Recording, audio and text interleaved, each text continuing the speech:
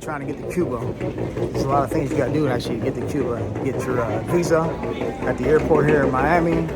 You gotta get online, you gotta do some type of OFAC report. You gotta have all that stuff submitted before you actually jump on the plane and actually jump on the board and get to Cuba. So like I said, they make it a little hard, they make it a little difficult for you to actually do that, but you can actually do it. It takes a while. The visa here in Miami, it's $100. You can get it at the Delta gate, you can get it at the American gate, and then the form online takes about 10 minutes. Do the form online, it's free.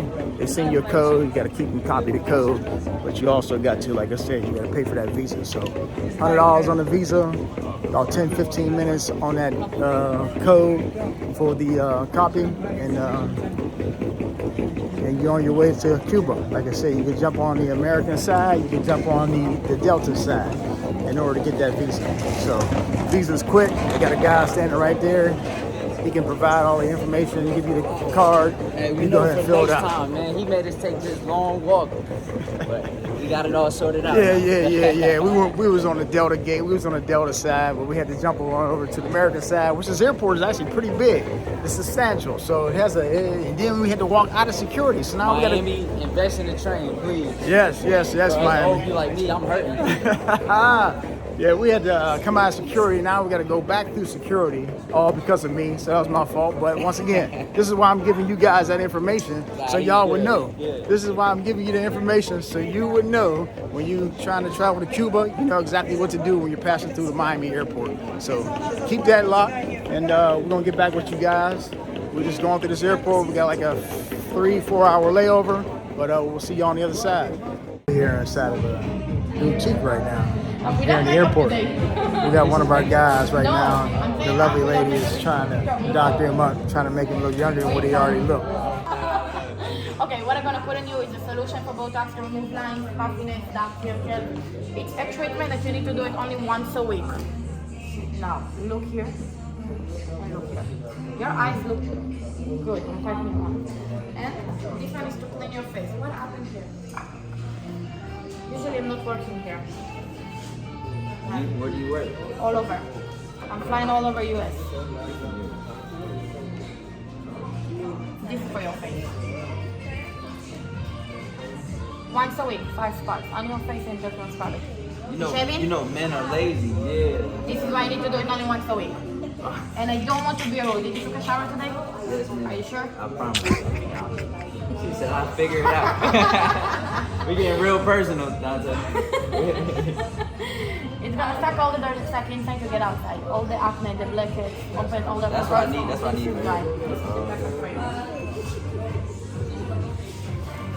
Contour between both of your arms. We can't tell. I got tattoos on this, so I can't even see. Feel it. Touch.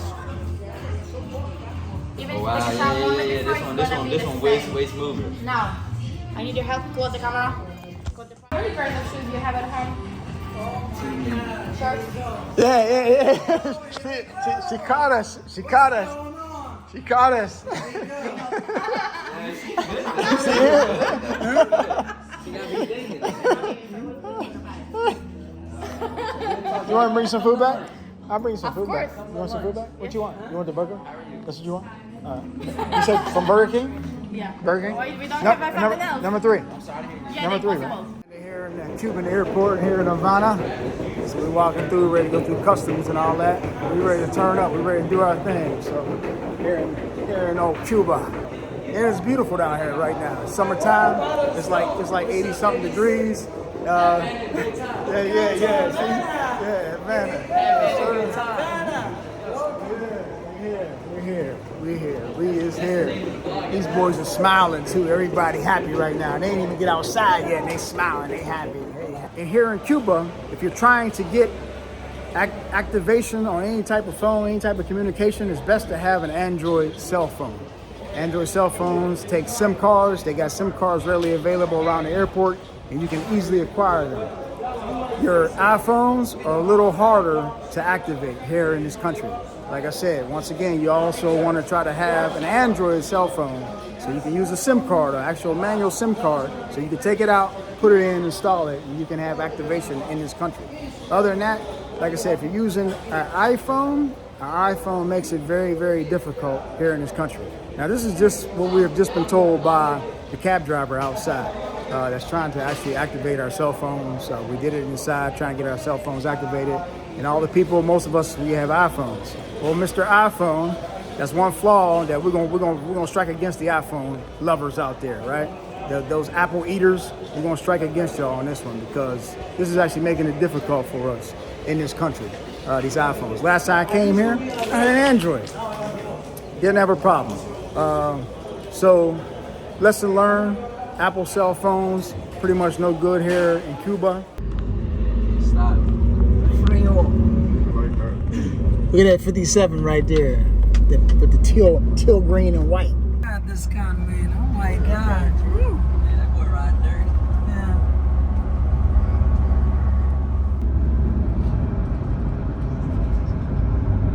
That's a new building there.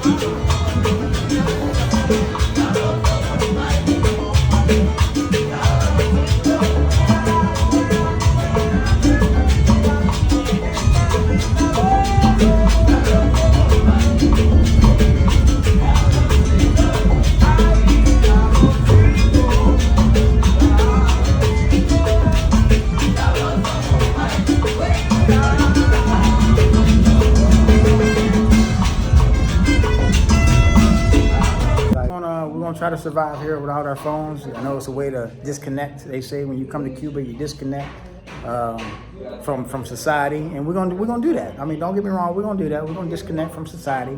And yes, we're in this marvelous Airbnb right now. This Airbnb has like 3 stories, has like 5 bedrooms, 6 bathrooms, off of Main Street. Beautiful. Real woodwork. It's a very nice Airbnb. But anyway, no AT&T, no iPhones. They suck here in Cuba. You need a SIM card. Get your SIM cards. Get your providers correct when you travel into Cuba, and maybe you'll have some internet connection. Yo, we're here about to jump in this taxi right now, old school. Head out to the club Friday night, so we about to do our damn thing, you know. But yeah, we got an old school taxi, yo. We back. We're here in Havana right now, so this is our taxi. This is our taxi. Look, he got the lights on the inside. Hey. Okay. No, not that side.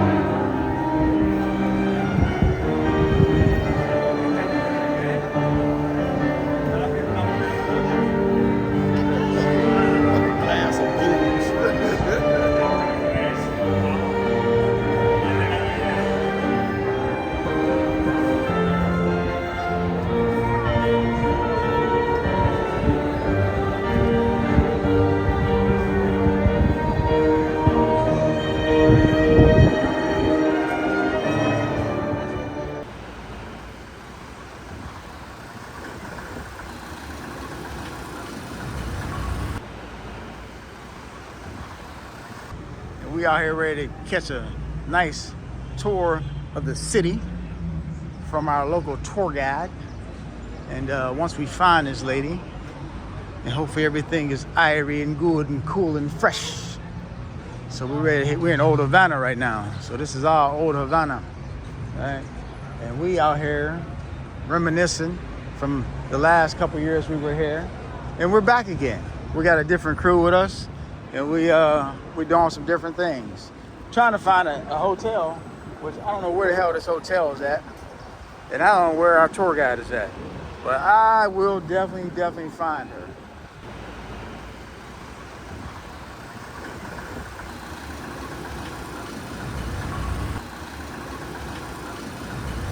First of all, we were the trial partner of General Motors during the beginning of the 20th century in Latin America. That means that cars, they were just tested in Cuba before the United States. Before the United States? Yes. Before? Before. Wow. You say they were tested here before they came to the United States?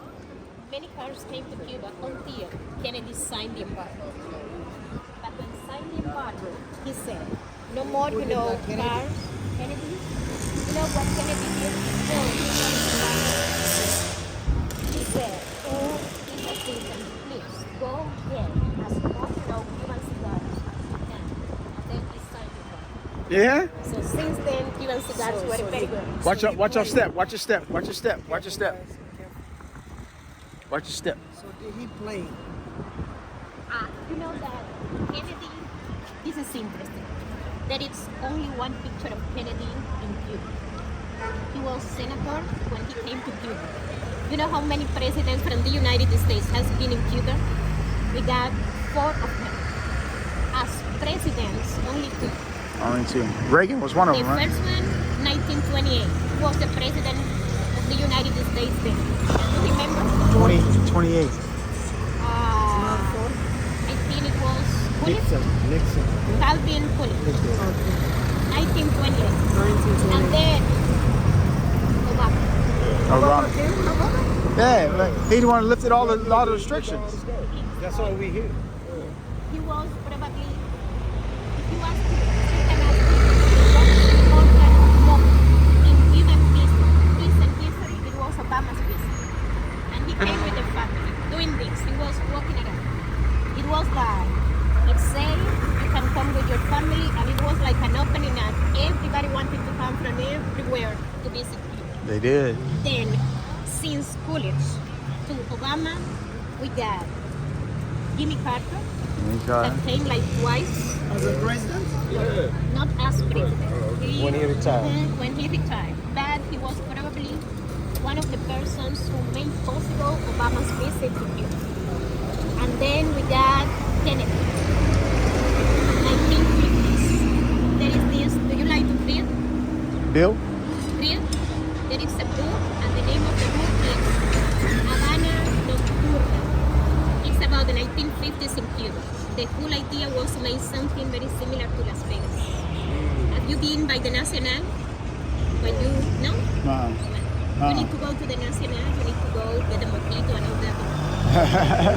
And basically, we got Kennedy that came.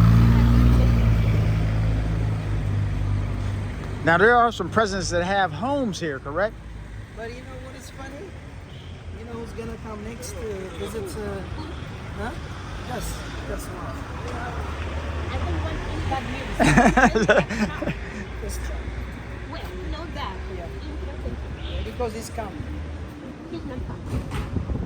He sent, Coming to America. he sent advisors to Cuba during Obama's, administration. Everybody was there to see the That is an old Benz too. All you Benz lovers, include myself. Put this next to the E55. This is stunting right here. And he got him in white and red guts. White and red guts in the inside. That's you, my man? That's nice, man. Got the red and white guts in the inside. So, Latin America has always used Celsius degrees, not Fahrenheit. and you see that the thermometer inside the cars, they are in Fahrenheit.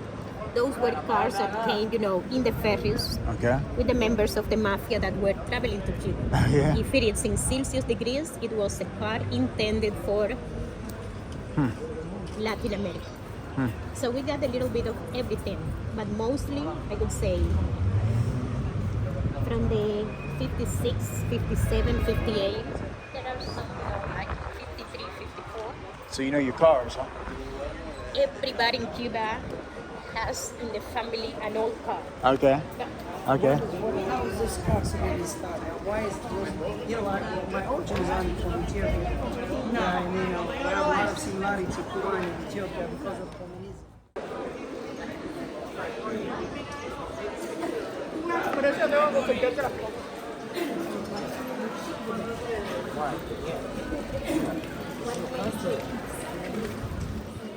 Got my man right there. He busting the coconut. So we gotta have them fresh coconuts in here in Cuba. Walking in old Havana, enjoying the sun rays, enjoying the sounds, enjoying the musicians out here on the corner, enjoying the music, walking down the street. So this is Cuban life right here, baby. This is Cuban life. And we got our tour guide with us right now. Beautiful, lovely lady. Cuban, original. With or without crop? With or without crop? Wings or without rum? Rum? Oh, no rum. No rum. I need rum, if I do No, coconut. you don't. I You don't need nothing. I need rum. I need rum. You need You already drank everything, He drank for the rest of the fish. week. I did. Fish right here. I did. Last night yesterday. he's part fish. That's good. So, I'm going to ask a question, which is I could say, most famous American that had lived in Cuba. The most famous, yes. Person. I'm trying to think. You say you stay in America or I just An American that used to live in Cuba for a while, which has been the most famous American. Hemingway. Exactly. Because I'm somewhere. Yeah. Hemingway. Good stuff. Smart guy. The interesting about Hemingway is this. Have you seen the film Papa? Papa is how he was called when he was in Cuba. And there is even a drink that is called Papa. That is like a daiquiri, double shot of rum, no sugar at all. So it's very unique. So basically, he came to Cuba in the 1920s. He was chasing this, lady. Everybody says he was traveling from Europe to the United States. Well, at some point, they stopped in Cuba. They left Cuba, and he came back. When he came back, he used to stay here.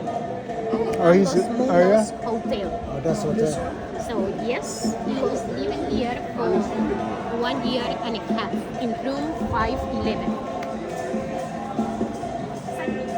So you can see that around there are pictures of him. Okay.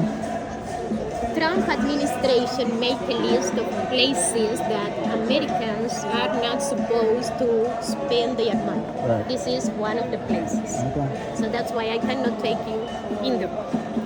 But the history of, Hemingway in Cuba, it's just amazing because his wife, he was staying here. And it was like, if you walk up there, you go to Floridita, a bar that he loved. If you walk from here in this direction, you get to Bodeguita del Medio, which was a place he loved. So he had like an alcoholic tour every day. His wife decided to keep him, away from this life. Yeah. They just rented a house that is Finca Vigía, that is Hemingway's house in La Habana. It's 25 minutes from here, 30 minutes from here. And it's the place where he was living for more than 20 years. Oh, wow. So why Hemingway left Cuba? Any ideas? maybe he did corrupt. No, the government changed. Yeah, the government. The government probably pushed him out of Maybe here. become politician. So you know that Government he probably loved pushed him out. fishing. When he was in Cuba, he created this tournament for the fishing of marlin. But 1959, the year of the revolution, he decided to invite Fidel Castro to offer the first prize. So there was the competition. Fidel Castro decided to participate. He was very competitive himself. Yeah, he was. And he won one of the prizes. So there was the only moment they met. They shake hands. There was an American journalist, took the picture of them, and then the American journalist asked Fidel Castro, "Have you read any of Hemingway's books?" Fidel said yes. It was his book about the war in Spain, For Whom the Bell Tolls, that inspired me the war of guerrillas in Sierra Maestra. And then someone asked Hemingway, "What do you think about Fidel Castro?" And Hemingway said that if he wants to rule Cuba properly, he's going to face a lot of money that is coming from the United States. Only moment they met, time passed by, then the American ambassador paid Hemingway a visit and told him, those declarations were kind of interesting. So I think that if you want to enter the United States again, you better leave now until everything just settled down. And Hemingway decided to leave, but he always believed he will be coming back. So the house of Hemingway has more than 9,000 documents and books that he left behind. If you are a writer, you don't leave that behind. You take that with you. He left the uniforms he wore during the 2 wars he participated, the boat. So everything was left in the house. Sound like he got out of Dodge real quick. So he went, but he was already sick when he just left Cuba. He was receiving in Mayo Clinic, some treatment, medical treatment and all that, and he committed suicide, so he never came back. So you have reason to left everything behind, I guess that he wanted to come back because he felt very at home in Cuba. Yeah, this is his home. Exactly. So when he just passed away, Kennedy has already, signed the embargo. So it was his wife who had a special authorization from Jackie Kennedy, and she came back to Cuba. She took whatever was possible to take with her. And so most of the books, some of the documents and all that, but the rest, it's in the house. So everybody comes to Cuba and they say, I have been in Hemingway's house in Key West and all that. Museum, like the museum. The problem with the house in Key West is that was from his second wife. It was a gift from the family of his second wife.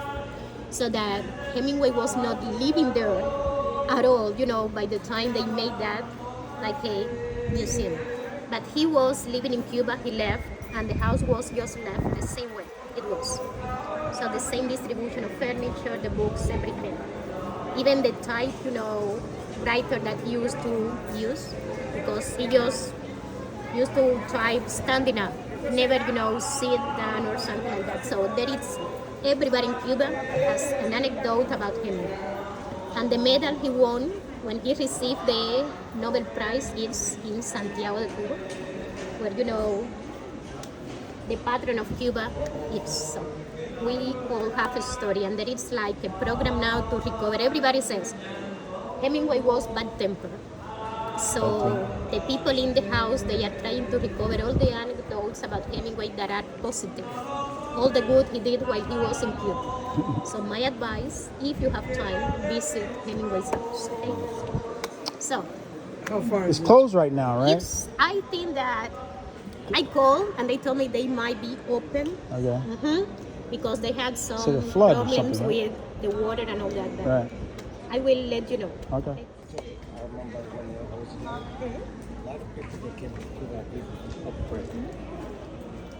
Another question for you, because we passed by and there were musicians, not this one I think, and they were like singing Guajira Guantanamera. Everybody has just heard that song many times. Since I was a kid. Well, and just be ready for like 1,000 times before you leave. What is Guajira Guantanamera? I think the freedom. They're talking about freedom.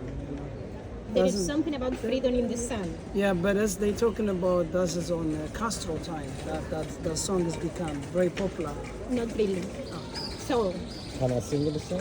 Guajira, Guantanamera, Guajita, Guantanamera. exactly. Guantanamera. Guantanamera. So, but everybody has heard about Guantanamo Bay. Right. So Guantanamera is how we call a woman from the province of Guantanamo. Guantanamo is the province most to the east part of Cuba.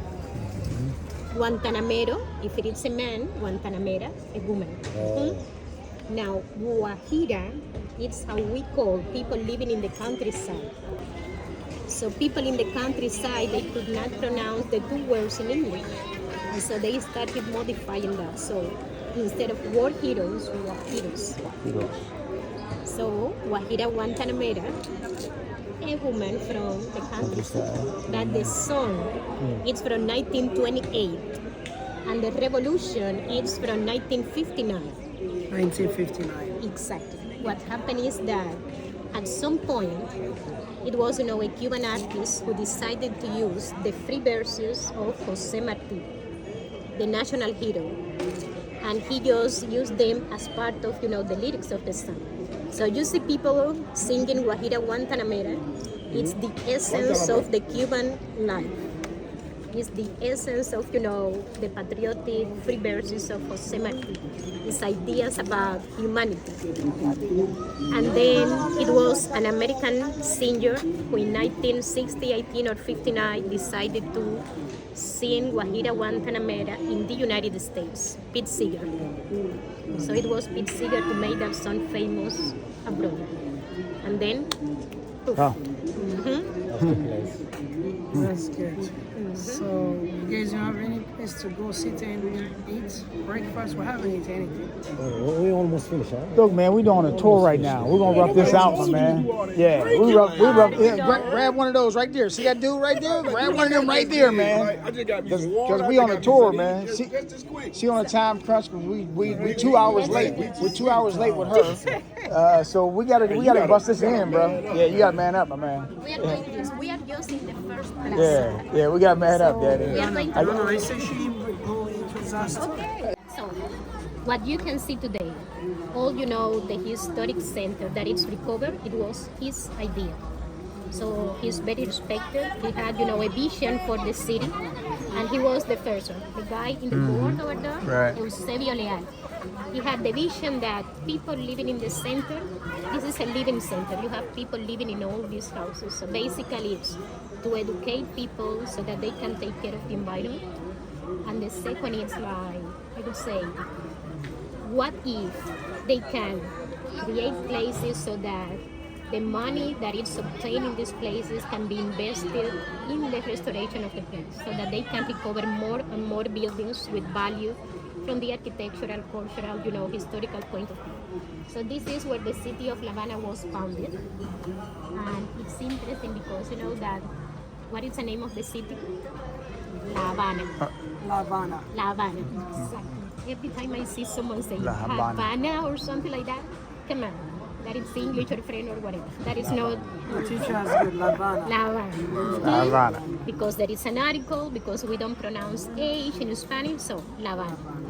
So founded first in the south coast of Cuba, but it was, like moved to this part because there was a better position. From here you can see the sea over there. There is like one block from here, so the entrance of Havana's harbor. And Havana's harbor is like very narrow at the entrance and then it opens. It was perfect for the protection. And there are like two beautiful fortresses over there that we are going to see probably at some point today. No, we're gonna see them. My people don't- Let's do it. Let's do it. Yeah, let's keep it moving. Let me document this. Let me document this. I'm telling you, it wasn't a cigar. Me, my sister. That don't mean she don't agree with you. Guess what your sister gonna bust you up right now. Your sister. Two things that are like Cuban, most outstanding products. The first one, Cuban cigars. But not all Cuban cigars are considered Habanos. So you need to have an Habano. Because Habanos are the best brand of Cuban cigars. And that's Habanos. From Habana. Because That's what he- most that's of what he the called it, didn't he? important factories, they were in the city of La Habana.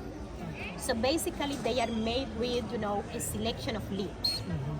the best tobacco plants they grow in the west part of Cuba, in the province of Pinar del Rio. Why? Because it's the closest part that we have, to Florida. Which means that when the cold fronts are coming, they go directly there.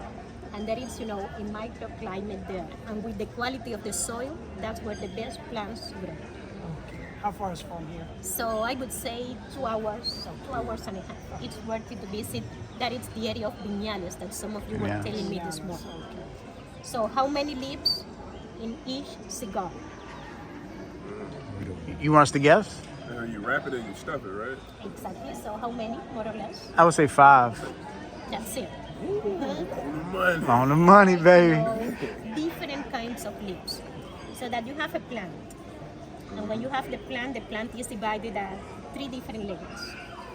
The upper part of the plant is receiving, the sun rays directly. That means that the leaves over there, they are going to provide strength. There is the middle part, it's mostly for, the smell. And then you have the bottom of the leaf that is going to provide, the combustion. So you need at least a combination of these 3 kinds of leaves inside the field. If you get more of the upper part, you are going to have more strength. If you got, less and more, from the 2 other sides, you are going to have maybe more flavor, but less strength. And then you have the wrapper, and you have, this that is called the beautiful dress. Beautiful dress. The beautiful dress is another kind of plant. It's going to grow protected from the sun, so that it's perfect. But you know how many different kinds of, let's say, shades of brown do you have? At least 60. Probably more different, 1, 2, 3, 4. 5. So why not you have 60? So mostly women are the ones selecting the different shades of color. Just because we are better. Yeah, Just, detail oriented. Exactly. Yeah, detail oriented. Yeah. And then it is important because if you have a cigar, it has to please every sense. So that if it smells, it needs to smell, in a way that it just makes all your senses like Poop, poop, poop, poop, poop, poop. Yeah, obviously, it must smell good. You see, that's what he was doing. Let me tell you something, man. You need to watch it. She is already corrected you. It has to be, like. It smell good. It smells like Smell good. Smells like that. It's not, let's say, it's not the best I have, like the smell in my life. Rice is a smell like cigar. Exactly. Because you gotta feel it. Does it smell like? Does it smell like? But then it has to go to your ear, and if you do this, so it has to be perfect. If it is too dry, you will feel it. If it is too small, then it's not good.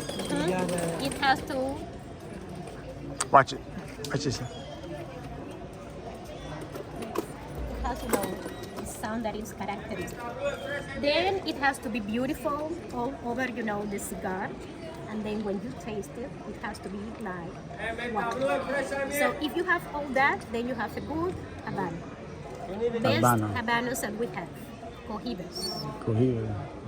Cohibas. That's the one I. That's the one I mentioned. Exactly, because it was created especially, during the beginning of the revolution. But the guy that wanted to stay with us, he said that was just for The world. advertising. Yeah, advertising the world. He's from here, so Yeah. so that's just What commercial. about Whatever you want. Guatemala? Guantanamera. Yeah, It's Guantanamera. very good, but it's not my favorite. Ah, so So it's if I personal have choice. to choose my favorite, you need to try a Cohiba Siglo VI. It's like I 6th got it right century. down Is that what he said? I can't remember what he Partagas. said. Guatemala. Okay. After Cohibas, Partagas, Romeo and Juliet. I love that. Yeah, he told us Romeo Yeah, and he Juliet. did. He did. That is good, And Age women, they are not bad. So I would say all of those. And I like Trinidad. They are, kind of sweet, so I like those. But you have a good cigar. It's not, a bad cigar. So she's a Just cigar remember smoker. that every time that you see people offering cigars in the street, it's most of the time because they didn't pass all the quality control in the, factories. So the government gives the rollers at the end of the week cigars for their consumption. That's why they have no brand. And then, if you're going to have a good Cuban cigar, that my advice is, Siglo 6 from Colombia, you need a good Cuban brand. Why? Because are the two products that we don't use any chemicals at all. They age naturally. And so, my husband, he says that it's Santiago, 11 years, one of the best produced right now. But of course, you have Havana Club. Havana Club is famous, it's good. It's being, commercialized by a French company, that's why it's recognized everywhere, but I could say Santiago, 11 years. Or Havana Club, 7 years. Okay. Those two are very good. Very Where you good. can buy those? So Santiago, 11 years. Make sure you download Maps.me for hey, what it going, man? Make sure you download Maps.me. You don't need internet connection. You can actually show you maps. Make sure you download that map of Cuba too before you get here to Cuba. So make sure it's downloaded onto your phone, and you can actually use that as a way of navigation here in Cuba with no type of internet connection. That's Maps.me.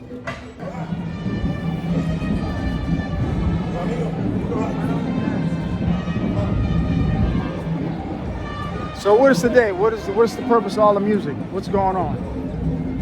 So most of these, they are like recreating what cabildos used to do. So all the ladies that you saw that we passed by with beautiful dresses and all that, that's how women, they tend to, dress during the 18th century Cuba. Okay. There is a very nice book that is called Cecilia Valdés, La Loma del Ángel. It depicts that, period in Cuba. So cabildos, they were mostly from, free slaves, black people, the mixed race. They used to have, their celebrations. And now these are artists, street artists. They go, with their music all over the city. One of the interesting things about Cuba is that when Spain brought all these slaves on South Africa, mostly west coast, they got the slaves to play their music. So there is a huge influence of the African music in the Cuban music in the area. Okay. Even who used to toll the bells, it was the slaves. Okay. So base of the Cuban music, 2-3. Okay. So that's the way, the bells used to be tolled. Oh yeah? Nice. So this is a cathedral right here? This is a cathedral, right? Cathedral? Is it closed or is it still active? This cathedral? This is St. Francis of Assisi, but it's not the Cathedral of La Habana. Okay.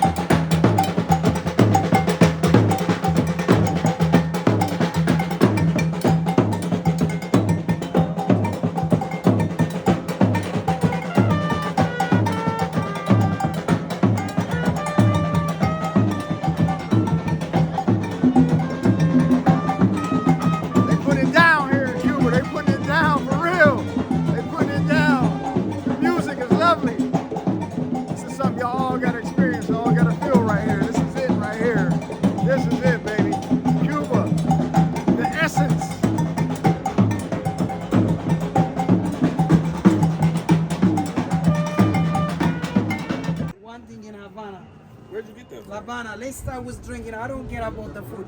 Well, I'm just having pineapple juice. Ah, A tour guide over here after a sipping. tour guide, after a drink, I'm not listening to anything. That is, but what you said earlier, there was the beer. So they got a mojito. No, they don't have it here. Yeah, they do. No. That is, they are specialty there. And they put a beer on top of the mojito. That is good. How do you eat? How do you eat What it? is it called again? You just peel it. Mamey. You just My peel it man. and eat it. You just open, that is, yes. So this is a mamey right here. This is, I guess, a native fruit of Cuba. There is a big seed in the center. I don't know if you So- have so it's a something fruit. like that. We got avocados. So it's a fruit. Why they open this? So that people can see that it's bright. That's right. Because otherwise, it's kind of tricky. So this is the perfect color. But it has to be taken with milk. Oh, it has to be taken with milk. You make a milkshake. You make a milkshake. Now this is the restaurant that Hemingway used to visit to get his mojitos. Ernest Hemingway. This was actually his restaurant that he would frequently visit. This La Bodeguito. Bodeguito, right? Bogadito. Yeah, La Bodeguito. This is the house that Hemingway would frequently visit. Some beautiful artwork right there. It's actually pretty nice. That is pretty nice.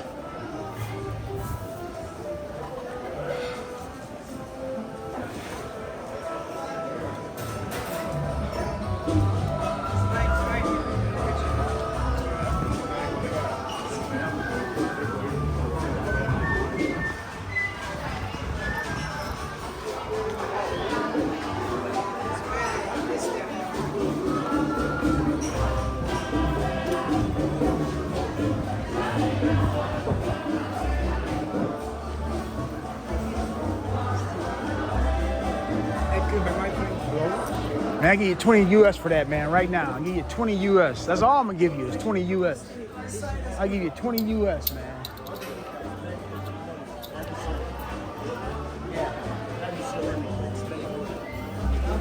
She ain't brown enough, man.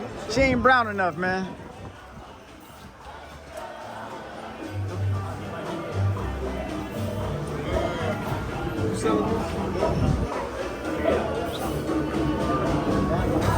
So I give him 20 for the cars, man. That's all I'm gonna give him. Nah, I don't wanna put my name there, man. Nah, I'm good. I'm good, man. I'm good. He putting his name. My brother putting his name, man.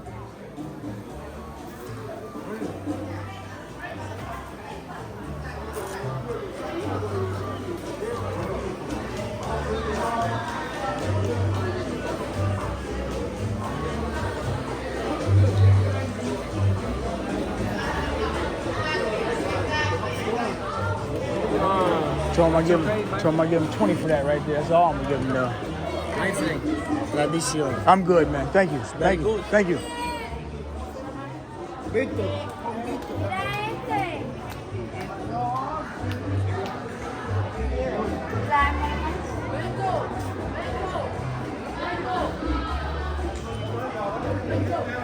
That's tough too. I'll get later on. Yeah, I'm gonna come and get it. I like that too. I like that right there. That look tough. I'm only giving him $20 for these though, man.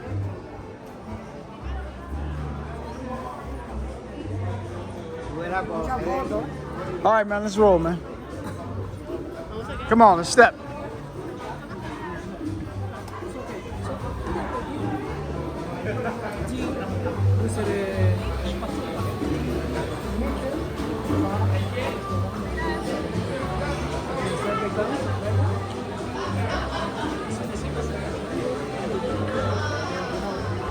$20 US? 20 US? I can't give you 50, man. Can't give you 50. What you getting? Magnets? Don't drop nothing. I said don't drop nothing. Got a little too much going on there, man.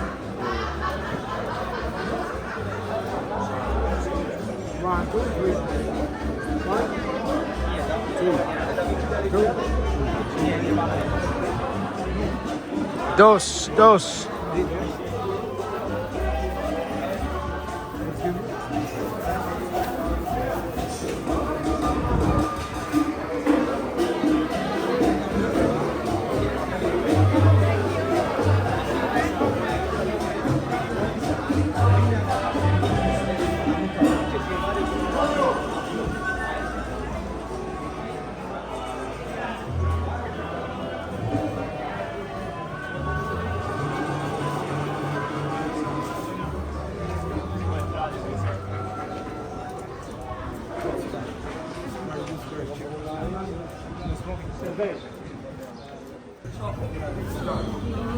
Super Chapo.